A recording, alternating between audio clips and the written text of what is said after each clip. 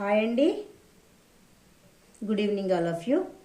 ఇప్పుడే నేను ఒక వార్త చూశానండి. ప్రవీణ్ గారు పరిటాల.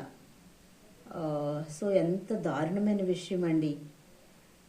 అంత క్రూరంగా అలా చంపడానికి ఎంత కక్షల వరకు వెళ్ళకూడదండి. చంపుకునే అంత కక్షలు ఉండకూడదు. ఎక్కడైనా రాజకీయంలోనైనా సరే చంపుకునే అంత నరుక్కునేంత ఉంటాయా చెప్పండి. యాజ్ ఎ పాస్టర్, సత్యానికి నిలబడిన పాస్టర్ ఆయన. అతను మంచి ఎడ్యుకేషన్ అతని దగ్గర ఉంది, టాకింగ్ పవర్ ఉంది, అండ్ గుడ్ పర్సన్లా కనిపిస్తున్నాడు. చూడ్డానికి చాలా సిన్సియర్గా ఆయన వర్క్ చేశాడు, అంటే దేవుని సేవ చేసిన వ్యక్తిలా కనిపిస్తున్నాడు మనకి. చంపుకునే అంత కక్షలు ఏముంటాయండి. అంత దారుణాతి దారుణంగా హతమార్చి అది మళ్ళీ యాక్సిడెంట్లుగా క్రియేట్ చేశారంటండి. ఎంత అన్యాయం అండి అది. సో దయచేసి న్యాయం చేయండి, ఎందుకంటే మళ్ళీ మళ్ళీ ఇలాంటి భూమి మీద జరగకూడదు. సో పోలీస్ కమిషనర్స్ కూడా నేను నా ఛానల్ పూర్వకంగా ప్లీజ్ షేర్ చేయండి ఈ విషయాన్ని. నేను రిక్వెస్ట్ చేసేది ఏంటంటే, పాస్టర్స్ మీద అఘాయిత్యాలు జరగకూడదు. వాళ్ళు ఏమన్నా క్రిమినల్సా, లేకపోతే మర్డర్ చేసేవాళ్ళ?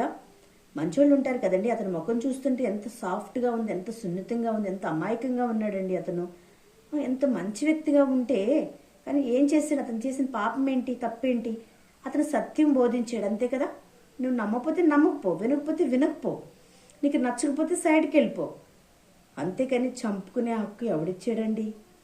సో ప్రతివానికి దేవుని యొక్క తీర్పు ఉంటుంది. కత్తి పట్టినవాడు కత్తితోనే మరణిస్తాడని బైబిల్ చెప్తుంది మనకి. సో నరహంతకులు, పాపులు ఒక దినాన ఆ పాపమే మిమ్మల్ని పట్టుకుని వెంటాడుతుంది. సో నేను ఎక్స్పీరియన్స్ చేశాను కాబట్టి భూమి మీదే చూశాను. చాలామంది చెప్పుకుంటూ ఉంటారు, భూమి మీద ఉండగానే అనుభవిస్తారనమాట. మనం చేసిన పొరపాట్లు మన పిల్లలు, అమాయకులైన పిల్లలు అనుభవిస్తారండి. మీరు చూడరు, ఒక్కొక్కసారి మీ కాలంలో రాదు, జరగదు. మీ పిల్లలు పిల్లలు పిల్లల తరంలో కూడా ఆ శాపంగా వెంటాడుతుంది ఆ పాపం. అందుకే పాపం మిమ్మల్ని తరిమి తరిమి పట్టుకోవాలని బైబిల్ చెప్తుంది. కాబట్టి ఇలాంటి అఘాయిత్యాలు, ఇలాంటి ఘోరాలు చేయడం మానేయండి ప్లీజ్.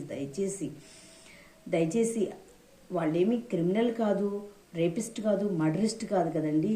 ఓన్లీ పాస్టర్, ఒక గుడ్ పాస్టర్ కదా, మంచి సేవకుడు, మంచి దైవజనుడు అండి. అలాంటి వారి మీద ఏ అఘాయిత్యం చేయకండి దయచేసి ప్లీజ్. సో ఇంతటితో మీరు ఆపేయండి ప్లీజ్.